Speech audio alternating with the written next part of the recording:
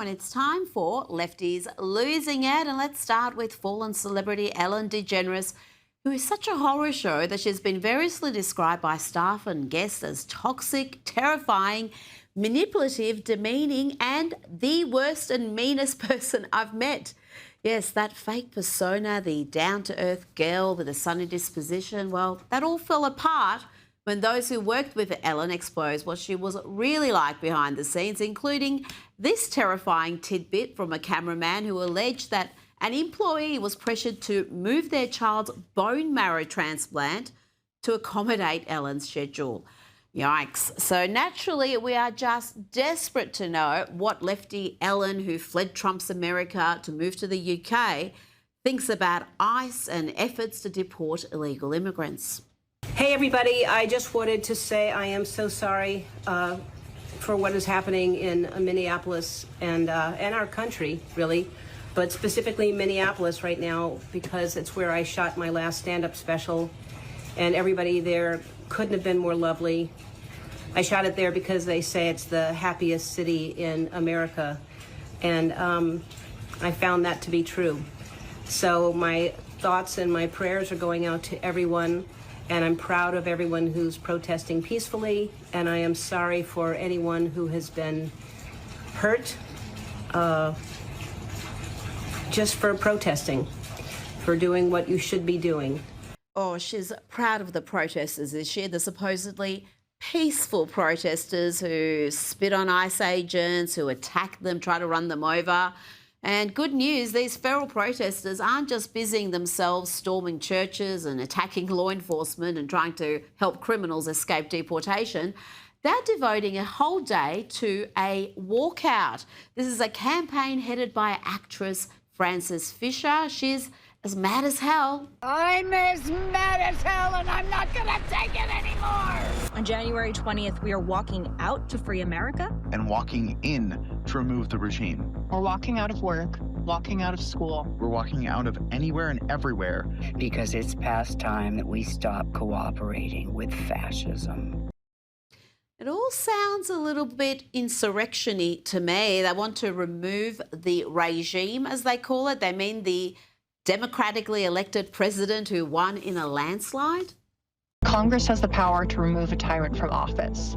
It's not an option. It's their sworn duty. So at 3 p.m., we'll start walking in to local congressional offices to demand impeachment and removal. We are peacefully demanding that our representatives file their own articles of impeachment Against Trump and senior Trump officials. And we are demanding that they force a vote. Donald Trump has committed tyranny and obstruction of justice. And turning ICE into a paramilitary force is an act of treason. On January 20th, we are telling our congressional officials that it is their duty right now to impeach, convict, and remove. Impeach, convict, and remove. impeach, convict, and remove. Yep, what they're talking about there is a peaceful coup, an insurrection, probably something the FBI should be keeping an eye on. And talking about the FBI, they're going to investigate the storming of a church in Minneapolis by anti-ICE activists who terrorised parishioners, including children. And guess who was there with them? Former CNN hack Don Lemon. Just imagine it's uncomfortable and traumatic for the people here. But again, careful, it's very slippery right here. Yeah. It's uncomfortable and traumatic for the people here, but that's what really, careful, please, really slippery. Not kidding. That's what protesting is about, and so that's what protesting is all about, terrifying young children. You can see kids there being forced to leave the church service. They should be safe in the sanctity of a church. This is your idea of a righteous protest, a terrified child there being comforted by adults. I mean, what sort of an absolute callous clown is Don Lemon? And if you think he's taken any accountability for his part in this activism, you'd be wrong. Apparently, anyone upset must be a white supremacist. And there's a certain degree of entitlement. I think people who are, in the religious groups like that, it's not the type of Christianity that I practice, but I think that they're entitled, and that entitlement comes from a supremacy, a white supremacy. And they think that this country was built for them, that it is a Christian country, when actually we left England because we wanted religious freedom. It's religious freedom, but only if you're a Christian and only if you're a white male, pretty much. And so, yeah, I absolutely 100%, but it's an intimidation tactic. And, I said, I don't understand how I've become the face of it when I was a journalist. I do understand that I'm the biggest name there. Where does one start? So, if you object to a mob of crazed lunatics storming a church during Sunday service, frightening little kids of all colours, then you're a selfish, entitled white supremacist. That's the story you're running with, Don. And interesting that he chose to speak there to Jennifer Welch, the uniquely awful hard left hater who cheered on those who called for conservatives to be killed, including those who defended the murder of Charlie Kirk. She's so full of bile and hate, and the fact that she has any presence on mainstream media like MSNBC, MS Now, shows you how far the left have fallen. Here she is with male Karen Jim Acosta talking about mass arresting her political opponents, including the likes of Elon Musk and President Trump. Yes. Blue tsunami means that Congress is going to haul Elon Musk, big balls, and a bunch of other people's ass in front and say, what crimes did you commit? And it's going to get really serious. And the same with Trump, because I believe, and this is just my opinion, that Trump and all of the bottom-feeding morons surrounding him, and Elon Musk and all the bottom-feeding Klingeroners that surround him, I think they commit crimes every day. And I think to reconcile all of this is going to take hardcore, not integrity Democrats. F you Democrats, f you f***ing over our country. We are serious about this. We are prosecuting. There you go. She wants to round up her political opponents, and to use her words there, she is not interested in integrity Democrats. She wants those who will weaponize the justice system again to attack conservatives. How did that work out the last time, Jen? Now, I've long said a septum ring is a signal to the world, a warning of serious mental health issues. And here's further proof of that theory. This woman, I think, doesn't just need a straitjacket. I think she needs a jail cell. You can just kill ICE agents. You know that? You can just kill them. You don't have to hold your phone in their face and ask people when their birthday is and ask people what their name is and then try to find wherever they end up in Los Angeles. You can kill them. This isn't about social media clout anymore. This isn't about video. This isn't about the phone. This is about get a gun and start killing ICE agents. They are deputized corrections officers. Kill them.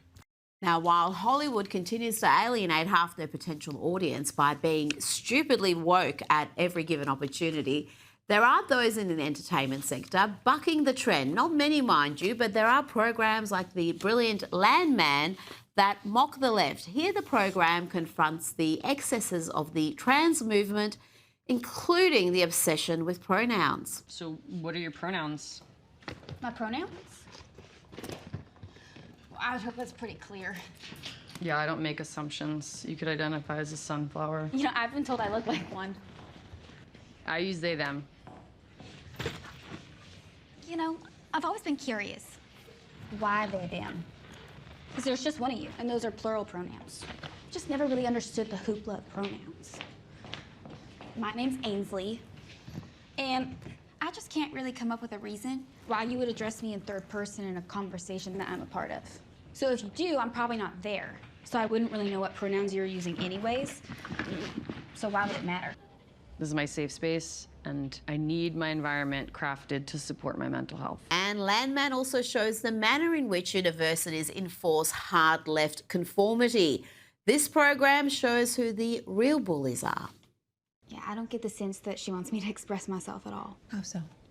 Well, for example, their pronouns. Here we go. What? Nothing. I'm just preparing myself to be offended by all means. I don't care what someone's pronouns are. I mean, using a plural pronoun for one person is just kind of incorrect. Says who? Well, the English language. Ainsley, I'm not going to argue the evolving nature of pronoun usage with you. They would prefer you use they, them. Why is that an issue?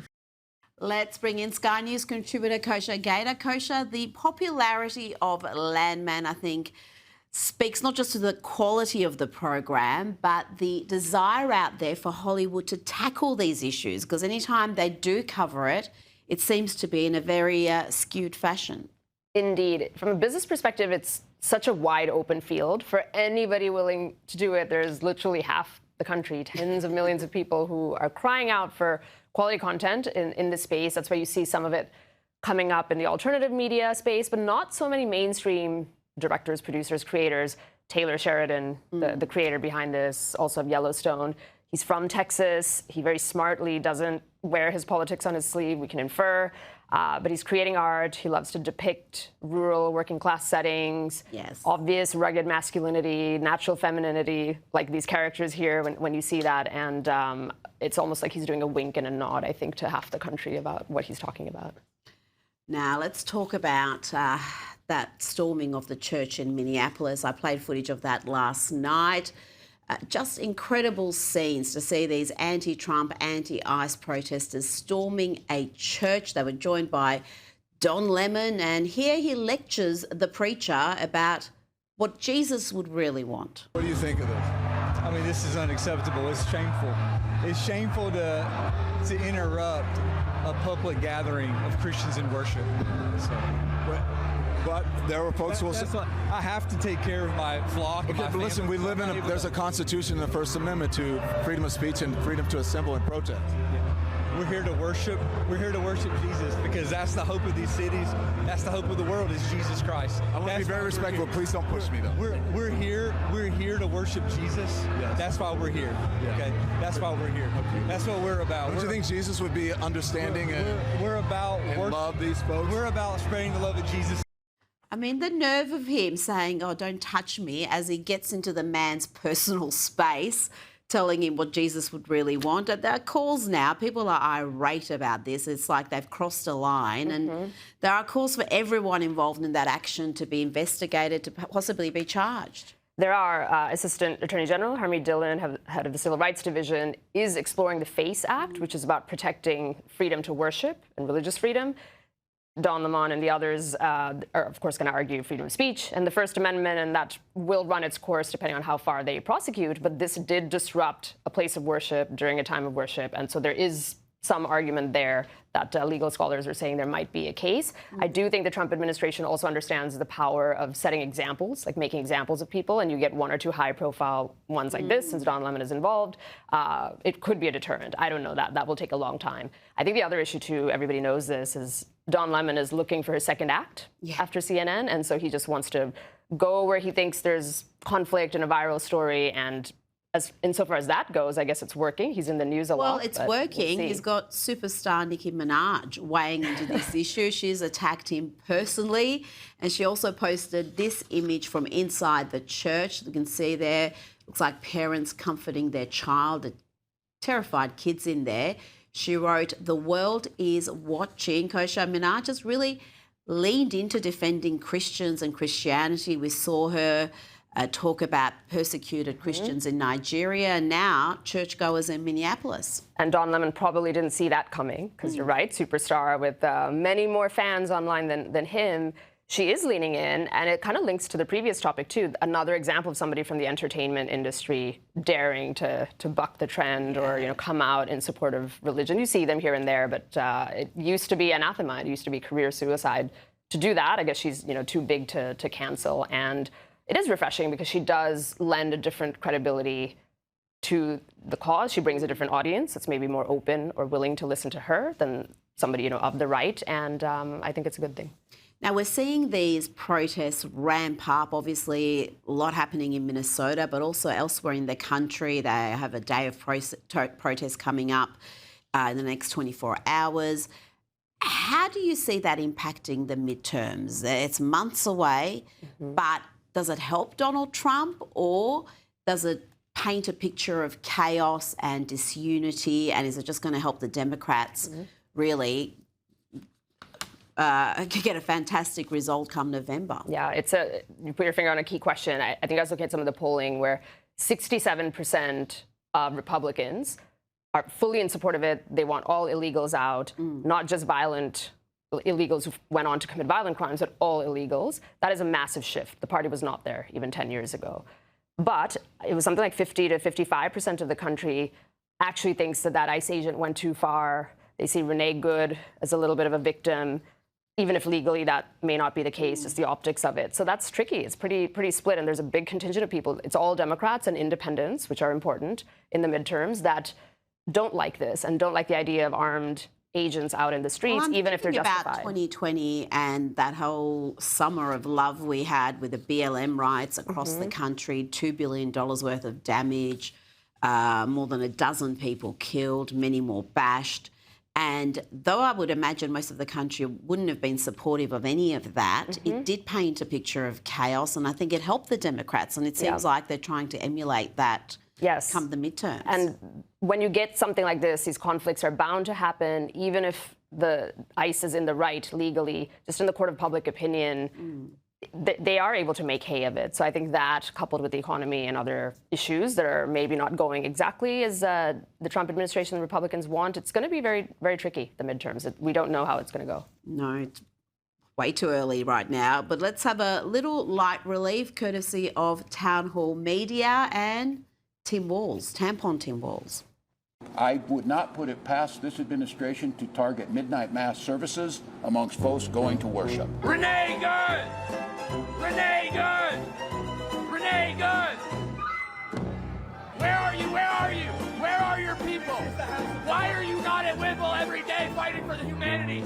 You drink your coffee, you got your jewelry, you have your nice clothes, but what do you do? What do you do to stand for your Somali and Latino communities?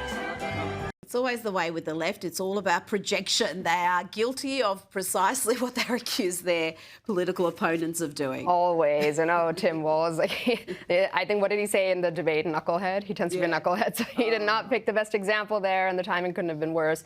He is in hot water. He really, this whole gigantuan level of fraud that's coming out of Minnesota while he presided over that state as governor, we are just at the tip of the iceberg of that story. And he is implicated, whether by actively being involved or just being incompetent, whatever it is, in some way he's complicit. I think he is worried about it. And you can see the panic a little bit. Absolutely. I think the best case scenario is he's hopelessly inept and had no idea what was happening under his watch. That is the best case scenario. Yes. The other option is he's complicit and he could be facing some serious charges.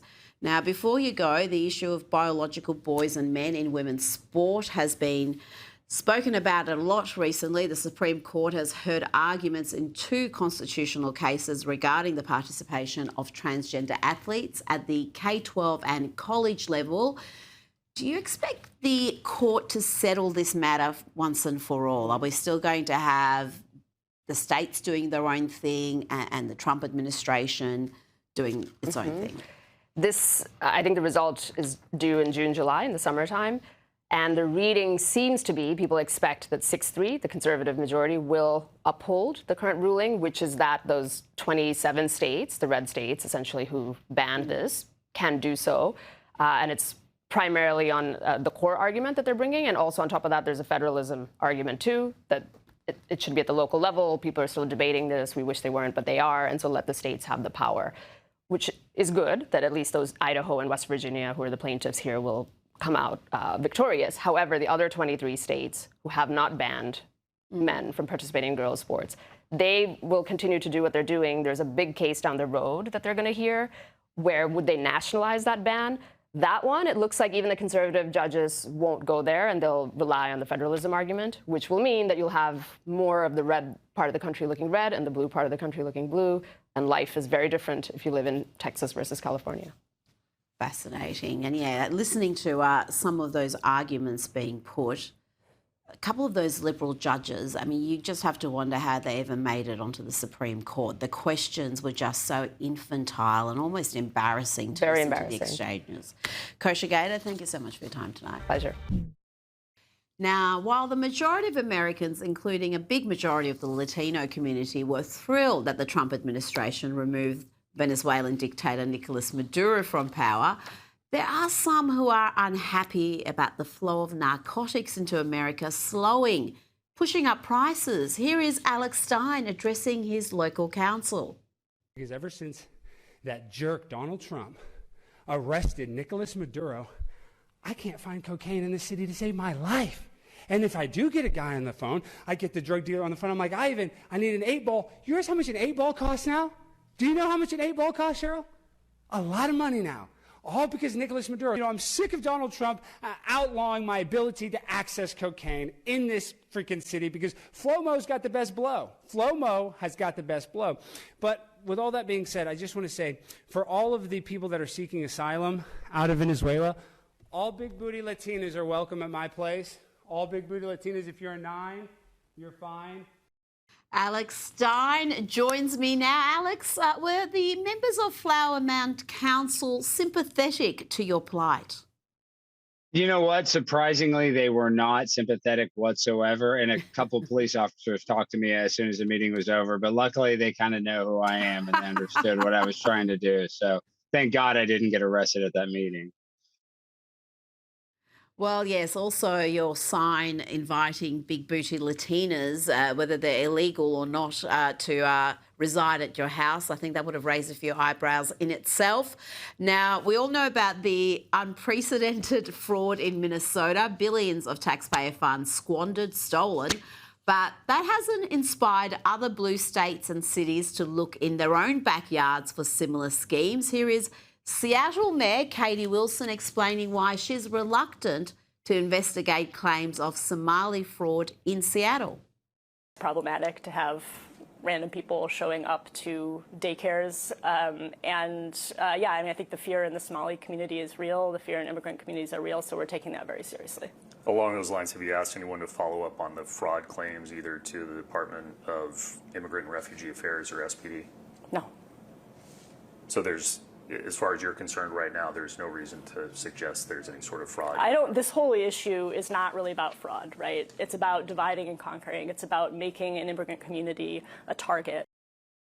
There you go, Alex. There's no reason to investigate. It's problematic, and she's clearly more worried about what she calls fear in the Somali community than any sort of fraud that could be happening under her nose. No, Rita, you're exactly right. And the real problem is that we have a two-tier justice system. If I, as a legal American citizen, was trying to run some sort of daycare fraud, I would get caught and I would be held accountable for all of the crimes that I committed. But if you're a Somali that is here, on a green card or some sort of temporary immigration status, when you get arrested for a serious crime like this, you get deported. So they basically have a get out of jail free card, which is the real problem in all this because it encourages them to actually do some sort of illegal enterprise to make money. So that's why the American citizens are frustrated. Yes, it's a lot of money, but we're frustrated that illegal immigrants can come here and take away social services and tax-paying dollars that I paid. Also, they can have Bentleys and drive around in fancy cars. It's ridiculous, Rita. Before you go, Alex, investigative reporter James O'Keefe has uncovered some startling information about a Secret Service agent assigned to Vice President J.D. Vance. Thomas Escotto, a holdover from the Biden administration, was caught on video disclosing high-level information about the VP and his family. And Alex, he seemed very relaxed, very happy to reveal this information to a total stranger in person and also via text messages. Well, Rita, I'm very good friends with James O'Keefe. I'm not trying to, name drop. And I remember James calling me before this came out and he said, Alex, this is the biggest thing that I've ever uncovered. He thought this was going to be his magnus opus. And of course, it was a huge thing. And I'm so thankful that you're covering it. But just think about this. We have a Secret Service agent that is joking about a derelict of duty and getting the vice president, potentially, hurt. So this is a huge story. I think this is an indication that there is a deep state that even though Trump is in power, there's a lot of people that are high up that don't agree with Donald Trump. Alex Stein, thank you so much for your time tonight.